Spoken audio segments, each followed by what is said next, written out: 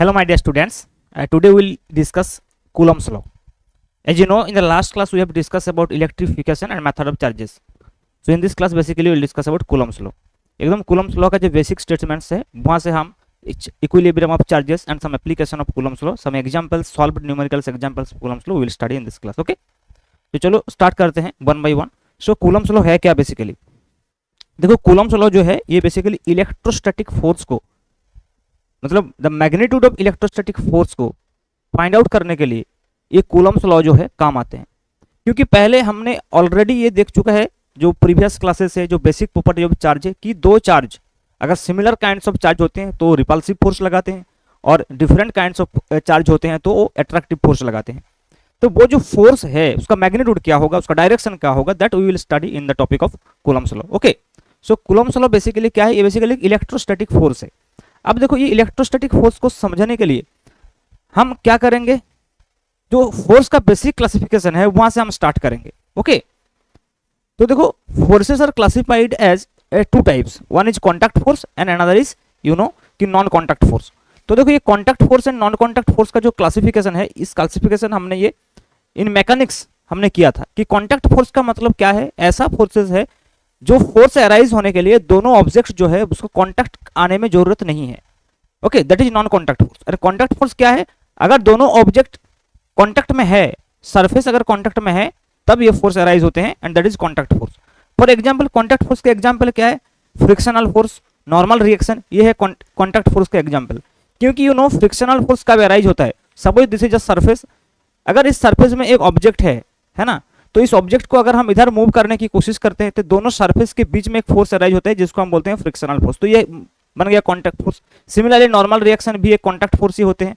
Without any contact between two surface normal force is also not arised. Okay, similarly tensional force जो है ना, sometimes we use strings और rope, so in that case they are also arise a force called tensional force. This is also one kind of contact force. अब देखो non contact force क्या है? जैसे gravitational force, कि दो मास, suppose एक मास है m1 और एक मास है m2 है ना, और दोनों के बीच में जो सेपरेशन है दैट इज r. तो इसमें जो फोर्स होते हैं एक दूसरे को जो अट्रैक्टिव फोर्स देते हैं, इसके लिए कोई कांटेक्ट का जरूरत नहीं है. इसका मतलब ये एक नॉन कांटेक्ट फोर्स है.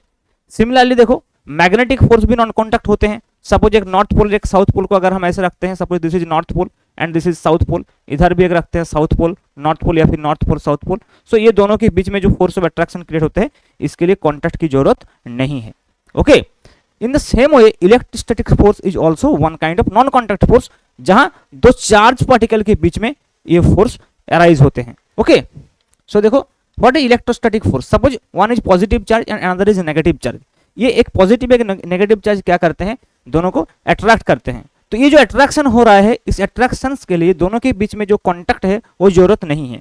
अगर मान लो एक पॉजिटिव है और दूसरा भी पॉजिटिव है तो ये रिपल्स करता था, दो नेगेटिव है तब भी रिपल्स करता था. ये तो पहले से ही पता है from the basic properties of charge. Okay, so electrostatic force क्या है? देखो एक नॉन कांटेक्ट फोर्स है. ओके, और ये जो नॉन कांटेक्ट फोर्स है, इस नॉन कांटेक्ट फोर्स या फिर दो चार्ज पार्टिकल जो है उसके बीच में जो नॉन कांटेक्ट फोर्स क्रिएट होते हैं, that mathematically that force is first estimated by the great scientist Coulomb. Okay, and the full name is Charles Augustin de Coulomb gave a law on these non-contact forces which was called as Coulomb's law of force. So हम direct देखते हैं कि इस Coulomb's law का जो statement है, statement क्या है? देखो Coulomb's law का जो स्टेटमेंट है, दो चार्ज पार्टिकल अगर सम डिस्टेंस में है तो दोनों के बीच में जो फोर्स ऑफ अट्रैक्शन या फिर फोर्स ऑफ रिपल्सन होगा that is directly proportional to the product of the charges, magnitude of the product of the charges and is inversely proportional to the distance line joining them. Okay, और इसमें देखो एक बात ये है कि दोनों चार्ज जो है जो पॉइंट चार्ज होना चाहिए. देखो यहाँ लिखा है ना पॉइंट इलेक्ट्रिक चार्जेस. और भी एक बात है, पहले तो ये पॉइंट चार्ज होना चाहिए, दूसरा बात ये चार्ज जो है रेस्ट में होना चाहिए. तो ये दो कंडीशन बहुत इंपॉर्टेंट है. एक है पॉइंट चार्जेस, दूसरा क्या है? ये चार्ज पार्टिकल जो है ये रेस्ट में होना चाहिए. इसलिए तो ये इलेक्ट्रोस्टैटिक्स है ना, क्योंकि यहाँ हम रेस्ट चार्ज पार्टिकल्स का बात करते हैं.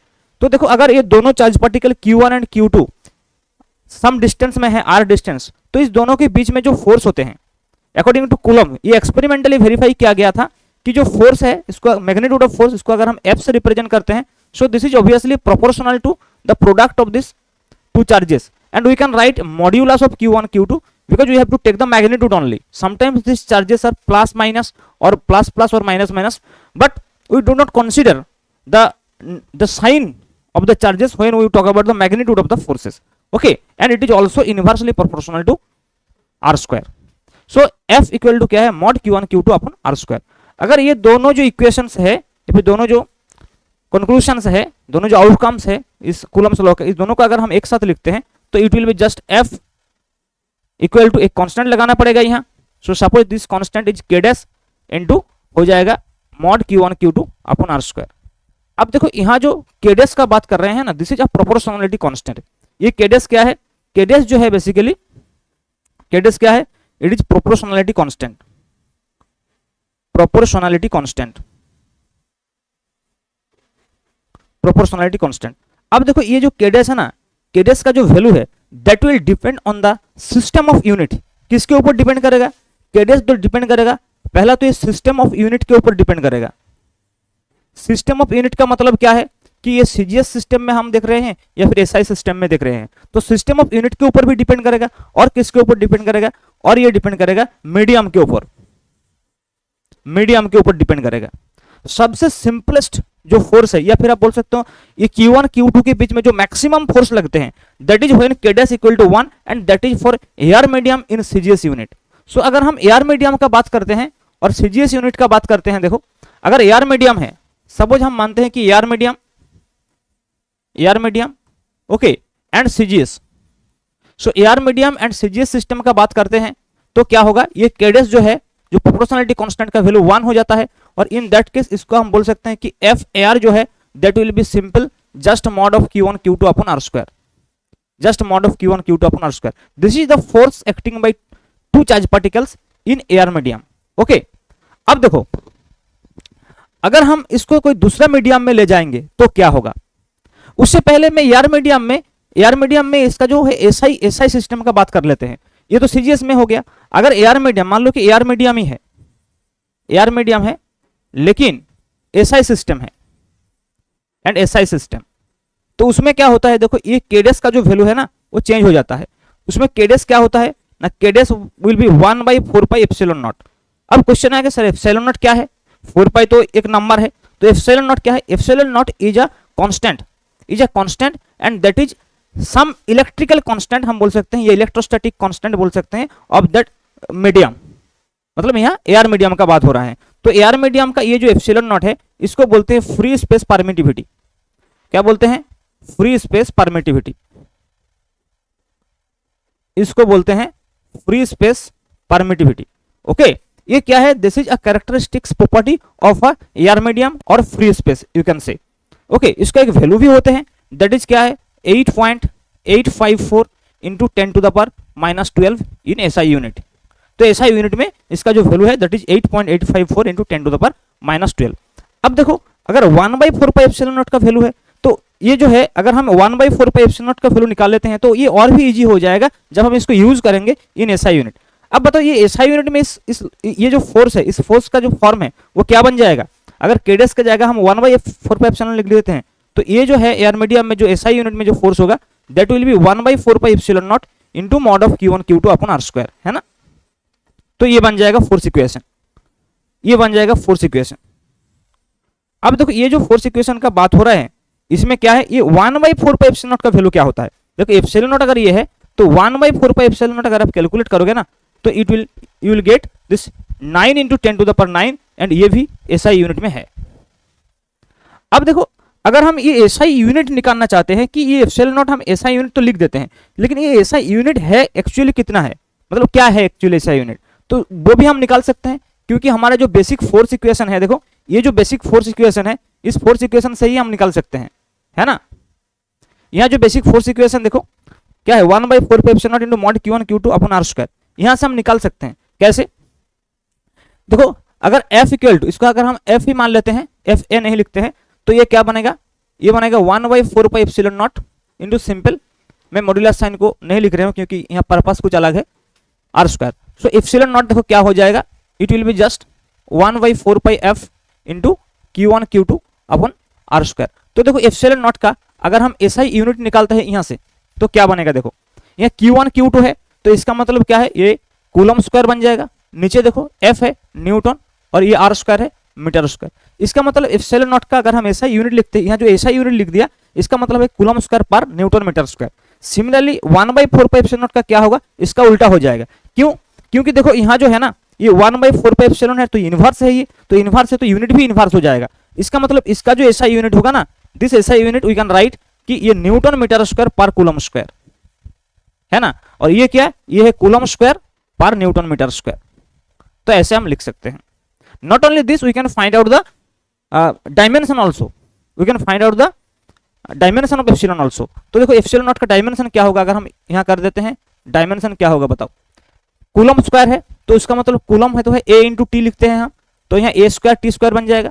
नीचे देखो फोर्स है, फोर्स का डायमेंशन क्या बनता है, M L square T to the power -2, और f का क्या बनता है, और r का क्या बनता है, sorry M L T to the power -2 होता है, एल स्क्वायर नहीं, और r का होता है एल स्क्वायर। तो इसमें देखो बन जाएगा m इनवर्स है ना, यहाँ है एल क्यूब, ये ऊपर जाएगा तो एल इनवर्स 3 हो जाएगा। नीचे देखो T to the power -2 already है, ऊपर जाएगा तो टी टू द पावर 4 हो जाएगा, और ऊपर क्या है ए स्क्वायर तो ऑलरेडी है ही, तो ये बन जाएगा इसका जो डायमेंशन है ना। नीचे देखो फोर्स इंटू आर स्क्वायर है, force M L T to the power mass into acceleration into L square, तो ये बन गया एल स्क्वायर, ऊपर जाकर L cube, L to the power -3, M inverse हो गया, टी टू द पावर 4 हो गया, और ए स्क्वायर तो ऊपर था ही। तो ऐसे हम एप्सिलॉन नॉट का जो यूनिट डायमेंशन है और इसका जो एक्चुअल में यूज है क्या basically epsilon naught, this is a constant of a free space और एयर मीडियम यू कैन से।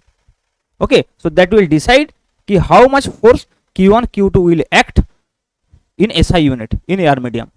अब देखो ये तो एयर मीडियम का बात हो गया, अगर दूसरा मीडियम में गया तब क्या होगा, दूसरा मीडियम में क्या होगा देखो, तो दैट इज यू कैन से कि force dependency of medium, force dependency of medium. अगर मान लो कि ये जो दो चार्ज पार्टिकल का हम जो बात कर रहे थे, अगर ये पूरा सिस्टम को कोई दूसरा मीडियम में अगर सबमर्ज्ड कर दिया हमने, है ना, सपोज ये तो दो चार्ज पार्टिकल का हम बात कर रहे हैं ना, सपोज उसको कोई दूसरा मीडियम में ले गया, सपोज दिस इज Q1 है ना, एंड दिस इज Q2, दोनों के बीच में डिस्टेंस है R। देखो ये फ्री स्पेस में तो Q1 Q2 अपन R स्क्वायर काम कर रहे हैं, लेकिन अगर हम दूसरा मीडियम में ले जाएंगे, देखो दूसरा मीडियम में ले जाने से पहले मैं एक एग्जांपल दे देता हूं। सपोज पहले मान लो कि पहले क्या था, इसके आसपास कोई ऑब्जेक्ट था ही नहीं, एकदम फ्री स्पेस था, और मान लो कि यहाँ मैंने एक डाइलेक्ट्रिक बॉक्स को रख दिया, ये ब्लॉक को रख दिया, यहाँ एक डाइलेक्ट्रिक ब्लॉक को रख दिया। डाइलेक्ट्रिक मतलब क्या है, इलेक्ट्रिकली इंसुलेटेड मीडियम, कोई मतलब जो इलेक्ट्रिसिटी कंडक्ट नहीं कर सकते हैं, ऐसा कोई इंसुलेटेड मीडियम हम बोल सकते हैं, यहाँ रख दिया। तो क्या होगा देखो, ये इंसुलेटेड मीडियम क्या होगा, ये जो चार्ज है ना, इस चार्ज के द्वारा क्या होगा, ये पोलराइज्ड हो जाएगा। पोलराइज का मतलब क्या है, देखो यहाँ Q1 है Q2 है, हम मान लेते हैं कि दोनों ही पॉजिटिव है फॉर सिंप्लिसिटी। अगर दोनों ही पॉजिटिव है तो क्या होगा, देखो ये दोनों पॉजिटिव चार्ज जो है, यहाँ का जो इलेक्ट्रॉन्स है, एटम्स के अंदर जो इलेक्ट्रॉन्स है उसको इधर खींचेगा, तो the electrons will accumulate in this region, so here there will be deficiency of electrons, so there will be a positive charge, and you can see जब यहाँ नेगेटिव चार्ज क्रिएट हो जाएगा तो ये this plus Q1 otherwise this plus Q2 को attract करेगा, है ना। तो पहले देखो ये Q2 Q1 को एक फोर्स तो इधर दे ही रहा था, that is the electrostatic force by that is the Coulomb's force, that you can से। या फिर हम बोल सकते हैं ये फ्री स्पेस में एयर मीडियम में ये फोर्स था, एयर मीडियम में। अब देखो जब एक मीडियम यहाँ रख दिया तो इधर एक फोर्स आ जाएगा, है ना, इधर देखो एक फोर्स काम करेगा। तो पहले जितना फोर्स दे रहा था उतना फोर्स तो नहीं देगा, क्योंकि अभी देखो ये जो रिजल्टेंट फोर्स है ये घट जाएगा। तो इसका मतलब क्या है, कभी भी अगर हम एक दूसरा मीडियम रख दिया आसपास तो ये फोर्स जो है ये डिक्रीज हो जाता है ना। अब देखो ये एग्जैक्टली अपोज करेगा कब, अगर ये सिंपल डाइलेक्ट्रिक ब्लॉक को रिप्लेस करके पूरा सिस्टम को ही मान लीजिए ऐसे एक डाइलेक्ट्रिक मीडियम में अगर हम सबमर्ज्ड कर देते हैं तो ये पूरा ऑपोजिट में काम करेगा। तो अगर ये ऑपोजिट में काम करेगा तो एयर मीडियम में जो फोर्स था वो अब चेंज हो जाएगा। सो वो कितना चेंज होगा, देखो मीडियम में जो फोर्स होगा ना, that force will be 1/k times air medium, 1/k times the force in air medium. ये k क्या है, k is again a characteristic constant of this dielectric medium, that is called dielectric constant. k क्या है, k basically क्या है, dielectric constant of this medium, dielectric constant of the medium, constant of the medium, जिस medium का हम बात कर रहे हैं उस मीडियम का डाइलेक्ट्रिक कांस्टेंट है k। ओके, अब देखो तो फोर्स क्या बन जाएगा, अगर हम सीजीएस में बात करते हैं तो एआर मीडियम में जो सीजीएस का मैग्नीट्यूड था वो हम यहाँ पुट कर देंगे तो एफएम आ जाएगा। तो देखो अगर हम सीजीएस यूनिट में बात करते हैं, सीजीएस लेकिन आधार मीडियम है ना, ये आधार मीडियम का बात हो रहा है, तो ये फोर्स इन मीडियम क्या होगा, देखो ये तो 1/k जैसा है ऐसा रहेगा, इंटू क्या बनेगा mod Q1 Q2 upon R square हो जाएगा। So this will be the force equation now. देखो ये फोर्स इक्वेशन हो जाएगा CGS unit but in other medium. Okay, अब देखो सिंपली इसको अगर हम एसआई में बोलते हैं तो ये एफ ए आर का जो फोर्स था यहाँ एसआई में लिख देंगे। तो देखो अगर हम एसआई मीडियम का एसआई यूनिट का बात करते हैं तो ये फोर्स, ये एक्सप्रेशन फिक्स्ड है कि एफ मीडियम जो है that is 1/k into F A. लेकिन इन एसआई क्या होता है, देखो इन एसआई जो होता है ना, एफ ए का जो वैल्यू है वो क्या था 1/4πε0 into mod Q1 Q2 upon R square. So अगर हम इसको यहाँ सब्सटीट्यूट कर देंगे तो क्या बनेगा, देखो F M equal to 1/k into 1/4πε0 है ना into mod Q1 Q2 upon R square. Okay, तो देखो इसको अगर हम ऐसे लिखते हैं कि 1/4πk0 1/4πk0 into Q1 Q2 upon R square mod, तो ये बन जाएगा देखो फोर्स इन मीडियम। अब देखो ये k0 जो है, ये k0 जो है इसको अगर हम एप्सिलॉन से डिनोट करते हैं तो 1/4 epsilon into mod Q1 Q2 upon R square. अब बात आएगा व्हाट इज एप्सिलॉन। एप्सिलॉन जो है इसको हमने के एप्सिलॉन को एप्सिलॉन से सब्स्टिट्यूट किया, और एप्सिलॉन क्या है, एप्सिलॉन है परमिटिविटी ऑफ दैट मीडियम। जैसे एप्सिलॉन नॉट था फ्री स्पेस, तो ये क्या है मीडियम का परमिटिविटी है, जिस मीडियम का हम बात कर रहे हैं, तो permittivity of the medium of that medium, जिस मीडियम का बात हो रहा है ना।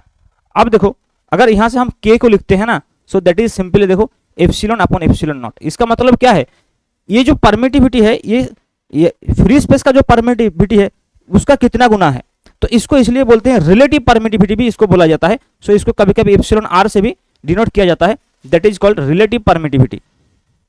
मतलब रिलेटिव क्यों, क्योंकि फ्री स्पेस के रिस्पेक्ट्स में कितना है ये। ओके, सो इसको हम कभी कभी रिलेटिव परमिटिविटी भी बोल देते हैं, इसलिए रिलेटिव परमिटिविटी। क्लियर। तब देखो ये हो गया फोर्स इक्वेशन इन मीडियम।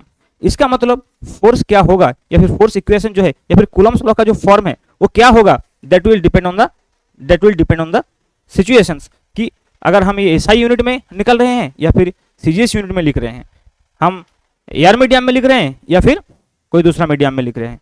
ठीक है, ओके।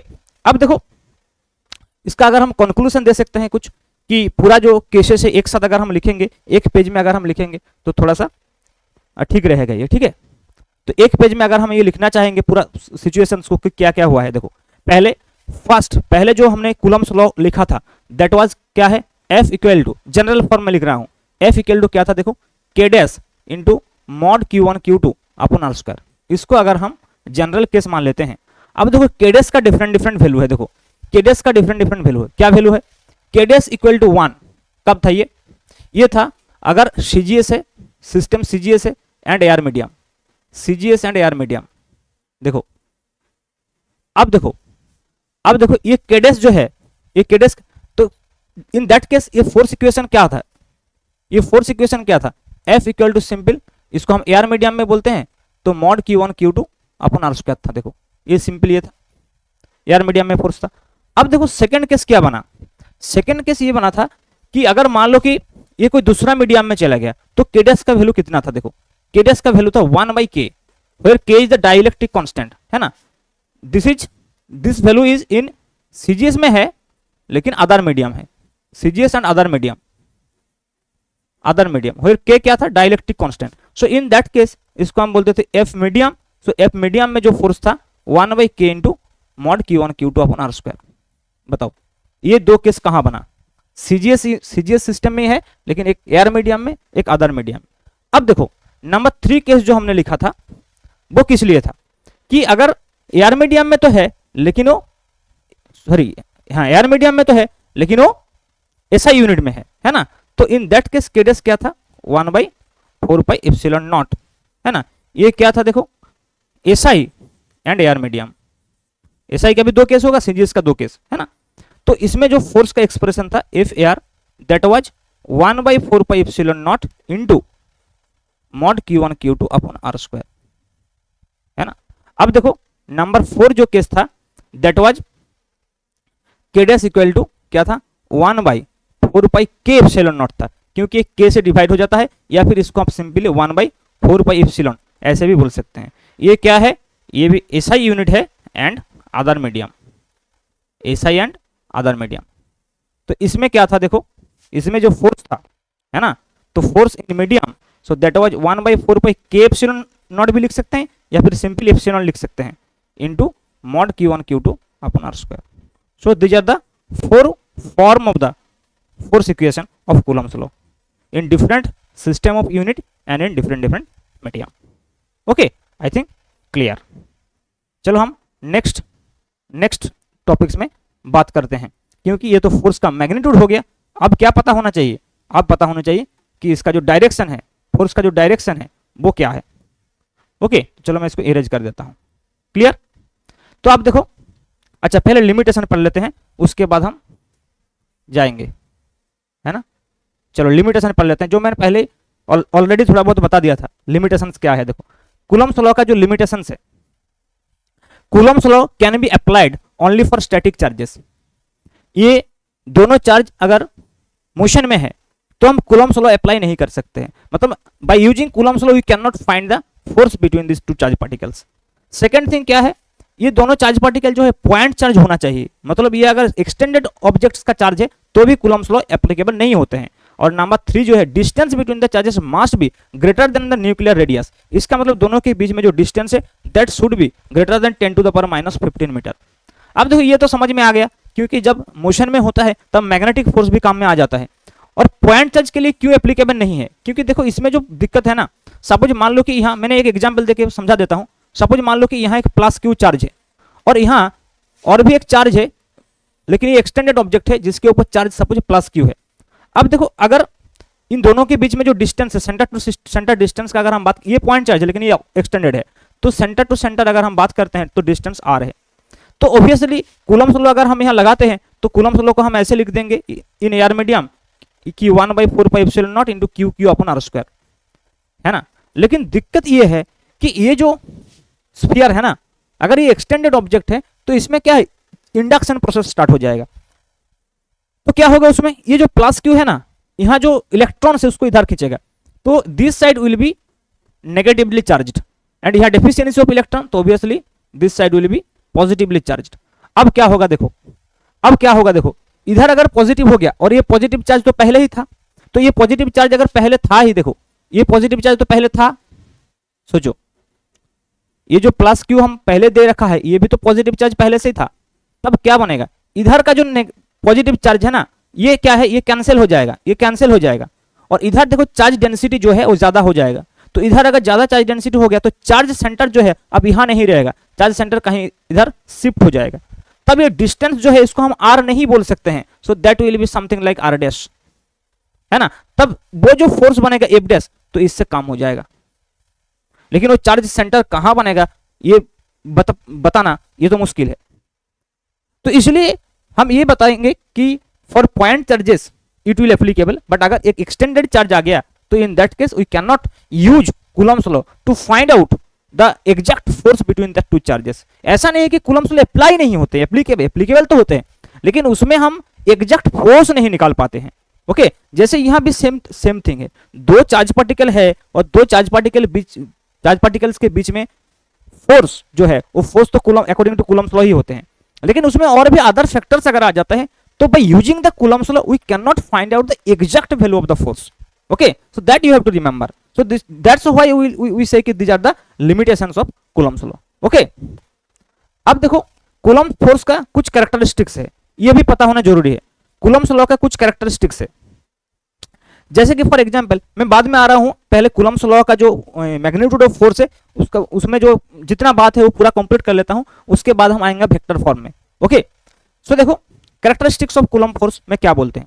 पहले ये जो है एक inverse square law of force है, क्योंकि हमने देखा है पहले कि F जो है that is Q1 Q2 upon R square, so it will be proportional to 1/r square. So proportional to 1/r square force जितना होता है, ये सब फोर्स को हम बोलते हैं inverse square law of force. जैसे नॉट ओनली कूलम्ब फोर्स, अगर हम बोलते हैं कि ग्रेविटेशनल फोर्स, यू नो कि ग्रेविटेशनल फोर्स जो है that is also G m1 m2 upon R square. So ये भी एक inverse square law of force ही है, मतलब inverse square law of force को ये भी मानते हैं, है ना। तो देखो मैंने पहले ही बताया था जब ग्रेविटेशन पढ़ा था, तो ग्रेविटेशन में मैंने ये बताया था कि अगर ग्रेविटेशन का जो मैथमेटिकल कॉन्सेप्ट है, जो मैथमेटिक्स है बेसिकली, ये अगर समझ लोगे तो कूलम्स लॉ में या फिर इलेक्ट्रोस्टैट में ये बहुत इजी हो जाएगा, क्योंकि ये जो कैलकुलेशंस है ये जस्ट कॉपी ऑफ दिस है ना। तो ओनली डिफरेंस इज यहाँ Q1 Q2 है और यहाँ G की जगह 1/4πε0 या फिर 1 या फिर K जो भी हम लिखते हैं वो बन जाएगा, अदरवाइज सेम ही है। नेक्स्ट देखो डायरेक्टली प्रोपोर्शनल टू चार्जेस। तो ये एक ऐसा फोर्स है जहां क्या है, ये फोर्स जो है चार्ज के डायरेक्टली प्रोपोर्शनल होते हैं। नंबर 3 क्या है, ये अट्रैक्टिव और रिपल्सिव दोनों हो सकता है, जहां की gravitational force you know this force is only attractive force, ये भी याद रखना है ना। This is the difference between the gravitational force and the Coulomb force. Another difference is there, क्या पता है, ये जी जो है ना, जी हमेशा कांस्टेंट रहता है ना। G does not depend on the medium, but you know in Coulomb's law क्या होता है, के जो है दैट इज केडेस जो है that is depend on medium. You see अभी देखा कि ये डिफरेंट मीडियम में ये फोर्स इक्वेशन डिफरेंट हो रहा है, वो कांस्टेंट का वैल्यू डिफरेंट हो रहा है, इसलिए कूलम्स लॉ को यूनिवर्सल फोर्स नहीं बोला जाता है, या फिर जो कांस्टेंट है डाइलेक्ट्रिक या फिर जो कूलम्स लॉ में जो प्रोपोर्शनलिटी कांस्टेंट है उसको यूनिवर्सल कांस्टेंट नहीं बोला जाता है, लेकिन ये जी को यूनिवर्सल कांस्टेंट बोला जाता है, इसलिए क्योंकि जी का जो वैल्यू है हमेशा हर जगह में in any place in the universe it will B same. Okay, तो वो भी एक ग्रेविटेशनल फोर्स के साथ एक कूलम्स लॉ का एक डिफरेंस है। नेक्स्ट देखो क्या है, ये सेंट्रल फोर्स है, ये भी सेम है, ग्रेविटेशनल फोर्स भी एक सेंट्रल फोर्स है और कूलम्स लॉ भी एक सेंट्रल फोर्स। सेंट्रल फोर्स किसको बोला जाता है, अगर दो पार्टिकल्स के बीच में जो फोर्स है, देखो दो पार्टिकल के बीच में जो फोर्स है, इफ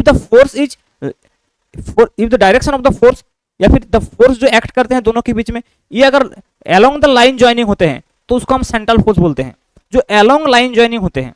ओके, तो एंड और एक बात ये है, इसमें जो फोर्स है ना that will depend on R, that must be depend on the separation between them and the force should be acting along the line joining, तो उसको हम बोलते हैं क्या, सेंट्रल फोर्स। नेक्स्ट देखो कंजर्वेटिव फोर्स। कंजर्वेटिव फोर्स का मतलब क्या है कि अगर हम वर्क डन करते हैं, देखो अगर हम किसी फोर्स के अंडर वर्क डन करते हैं, मान लो एक पार्टिकल्स को यहां से यहां ले जाते हैं, this is point number 1 and this is point number 2, तो इस पाथ में एक पार्टिकल्स को यहां से यहां ले जाते हैं under some force, obviously under some force हम वर्क डन करते हैं। तो अगर ये वर्क डन जो है पाथ के ऊपर डिपेंड नहीं करता है, मतलब अगर इस पाथ में ले जाते हैं जितना वर्क डन होगा और इस पाथ में अगर हम ले जाएंगे उतना ही वर्क डन है। अगर ये W1 है और ये W2 है, तो under this force if W1 equal to W2 हो जाता है, देन दैट फोर्स को हम कहते हैं कि कंजर्वेटिव फोर्स। और कंजर्वेटिव फोर्स जो है, ग्रेविटेशनल फोर्स भी एक कंजर्वेटिव फोर्स है और इलेक्ट्रोस्टैटिक फोर्स या फिर कूलम्स लॉ जो है वो भी एक कंजर्वेटिव फोर्स है। और कंजर्वेटिव फोर्स से रिलेटेड और भी एक बात हम बता सकते हैं, यहाँ अगर थोड़ा सा एडवांस बात हम बताते हैं तो हम ये भी बता सकते हैं कि यहाँ जो क्लोज पाथ इंटीग्रेशन है ना दैट विल बी 0, क्योंकि देखो ये टोटल वर्क डन 0 होगा अगर हम सेम डायरेक्शन में जाते हैं। मान लो कि इधर W1 है, तो अगर इस पाथ में आते हैं, मैं एक रफ कैलकुलेशन आपको दिखा रहा हूँ, ये एक्चुअल कैलकुलेशन नहीं है लेकिन वो समझाने के लिए मैं एक रफ कैलकुलेशन दिखा रहा हूँ। जैसे कि देखो अगर हम मान लेते हैं कि यहाँ W1 है इधर और इधर W2 है, तो देखो W2 तो इधर पॉजिटिव था, तब इधर जब आएगा ये माइनस W2 हो जाएगा। सो टोटल वर्क डन क्या होगा, देखो W1 प्लस माइनस W2 है ना, ये हो जाएगा total work done. But W1 equal to W2, तो ये दोनों का जो सम है दैट इज 0, क्योंकि ये माइनस साइन आ गया और दोनों इक्वल है ना। तो देखो अगर हम एक क्लोज पाथ ले लेते हैं तो टोटल वर्क डन 0 है। अच्छा, टोटल वर्क डन को हम इंटीग्रेशन फॉर्म में कैसे लिखते हैं कि इंटीग्रेशन f.dr है ना, ये होता है वर्क डन। तो इसको अगर हम क्लोज इंटीग्रेशन बोलते हैं, मतलब एक क्लोज पाथ में जो वर्क डन होता है, सो दैट इज 0। इसलिए बोलते हैं कि कंजर्वेटिव फोर्स एक ऐसा फोर्स है जिस फोर्स का क्लोज पाथ लाइन इंटीग्रेशन जो है वो 0 होता है, क्योंकि ये टोटल वर्क डन 0 है, इसका मतलब ही है क्लोज पाथ लाइन इंटीग्रेशन 0, क्योंकि f.dr integration f.dr you know this is work done. तो अगर हम इसको क्लोज पाथ में करते हैं तो that will be close integration f.dr equal to 0, है ना। नेक्स्ट देखो इट ओबे सुपरपोजिशन प्रिंसिपल, ये भी हम देखेंगे बाद में कि सुपरपोजिशन प्रिंसिपल क्या होते हैं। मतलब मान लो कि यहाँ और भी एक फोर्स आ गया है ना, मतलब और भी एक चार्ज आ गया, सपोज Q3, तो Q1 भी Q2 को फोर्स दे रहा है, Q3 भी Q2 को फोर्स दे रहा है, तो टोटल फोर्स कितना होगा, ये दोनों का वेक्टर सम हो जाएगा। और भी मान लो एक फोर्स आ गया, चार्ज आ गया, तो और भी एक फोर्स इसको देगा, तो ये जो टोटल फोर्स इसमें कितना होगा, ये सारे जब फोर्स है इसका वेक्टर सम होगा, और एक दोनों के बीच मतलब जब Q1 Q2 को फोर्स देगा तब Q3 Q1 को डिस्टर्ब नहीं करेगा, है ना, ये भी एक बात है। तो this is experimentally verified and Coulomb's law जो है इट ओबे, मतलब कूलम्स लॉ में जो फोर्स इक्वेशन हम लिखते हैं, जो फोर्स का हम बात कर रहे हैं, that will obey the superposition principle. And one more interesting thing is that it is long range force, मैंने पहले ही बताया, ये शॉर्ट रेंज फोर्स नहीं है, that should be R greater than 10 to the power -15 है ना मीटर, है ना, ये लॉन्ग रेंज फोर्स है। लॉन्ग रेंज का मतलब क्या है, ये थ्योरेटिकली इनफाइनाइटली एक्सटेंडेड है, मतलब ये दोनों चार्ज पार्टिकल के बीच में जो फोर्स लग रहा है ना, ये फोर्स कहां तक, ये फोर्स मतलब Q1 Q2 को कहां तक फोर्स दे सकता है, यहां भी देगा यहां भी देगा, ऐसे कहां तक दे सकते हैं। जितना दूर जाएगा इसका इफेक्ट जो है फोर्स का मैग्नीट्यूड थोड़ा कम हो जाएगा, लेकिन एकदम थ्योरेटिकली जीरो कहां होगा, देखो F जो है that is proportional to 1/r²। सो R जब इनफाइनाइट होगा तब तो F जीरो होगा ना, आप जब R जब इनफाइनाइट होगा तब F जीरो होगा, इसका मतलब थ्योरेटिकली ये इनफाइनाइटली एक्सटेंडेड है, इसलिए इसको लॉन्ग रेंज फोर्स बोला जाता है। लेकिन इन प्रैक्टिकल क्या है होगा, इनफाइनाइट मतलब बहुत दूर, है ना, इनफाइनाइट का तो कोई डेफिनेशन नहीं है, लेकिन इनफाइनाइट का मतलब यहाँ ये हम बताने की कोशिश कर रहे हैं कि ये बहुत दूर तक काम करेगा। अदरवाइज अगर हम न्यूक्लियर फोर्स को देखें ना, तो न्यूक्लियर फोर्स जो है वो न्यूक्लियस में ही काम करते हैं। अगर दो प्रोटॉन के बीच में जो न्यूक्लियर फोर्स है, या फिर दो न्यूट्रॉन के बीच में जो प्रोटॉन न्यूट्रॉन के बीच में जो न्यूक्लियर फोर्स होते हैं, वो बहुत दूर तक काम नहीं करते हैं, वो ओनली इनसाइड द न्यूक्लियस, मतलब ये 10 to the power -15 मीटर के अंदर ही फोर्स, वो जो फोर्स है वो काम करते हैं। और एक बात जो है पहले ही बता दिया कि ये नॉन कॉन्टैक्ट फोर्स है, क्योंकि ये इस फोर्स के लिए कोई कॉन्टैक्ट का जरूरत नहीं है। ओके, चलिए नेक्स्ट हम देखते हैं कि force require magnitude as well as direction, you know, force का ये दोनों चीज रिक्वायरमेंट होते हैं, है ना। So force is a vector quantity, so vector form of Coulomb's law of force we will see in the next class. Okay, आज यहीं रुकते हैं, नेक्स्ट क्लास में हम देखेंगे कि कूलम्स लॉ का जो वेक्टर फॉर्म है वो क्या है, और वो वेक्टर फॉर्म से हमको ये भी पता चलेगा कि कूलम्स लॉ जो है that will obey the Newton third law. Okay, thank you.